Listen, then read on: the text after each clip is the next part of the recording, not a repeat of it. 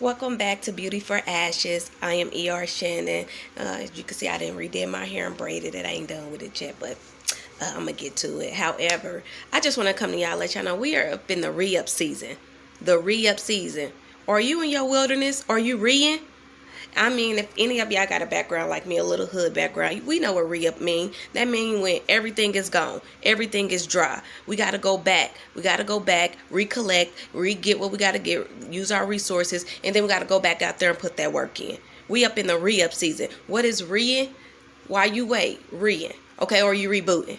Are you revising? Are you renewing? Are you reconnecting? Are you reading? Are you revising? Are you rebuilding? Are you restoring? Are you reprogramming?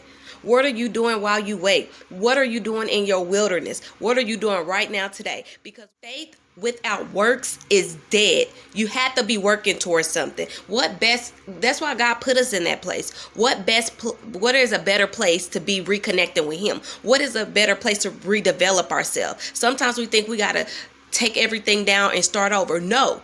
You can redevelop it. That's why people call them redevelop projects. When they go and get that land or those houses and apartments and stuff, they just redevelop the land. They build on what was already there. You have to start restoring yourself again. You have to start putting in the work yourself. You have to start reading, get intellectual, get spiritual, get something that motivates you into the right direction. Stop spending time in places that are dead, that's not bringing anything to you and advancing you and increasing you. We have to reboot, reset, revise what happened, review what can I do better next time. This is that time to rediscover being self-aware of who we are now. We have to start restoring these relationships, even if it's family, parental, whatever it is. It doesn't necessarily have to be romantic. That relationship could be with God.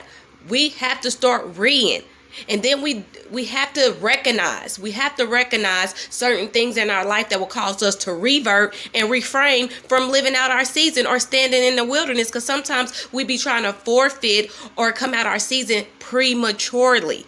We have to recognize what will cause us to revert, whether that is comparing ourselves, being on social media. Get off of it. I went through a season of comparison. I went through that season of contrasting. And then I went through the season of family. Sometimes you have to disconnect sometimes, and I'm gonna get a series on disconnecting. But also we have to, those temptations and those desires, we have to resist and it will flee.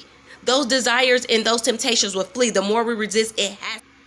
God's timing is perfect. If you feel like you're ready, then you ain't ready. You're only ready when you forget about that thing, that person, or that circumstance that put you up in the re-up season, that put you in that season where you had a revamp. So you're not ready until that thing is out of your sight and out of your mind. Because what happens when you come out of that re-up season, you forget about the reason you was there. And your purpose coming out of it is different from your purpose of going into it. What are you doing while you wait? This is the re-up season. Are you re-ing? Quizmatic.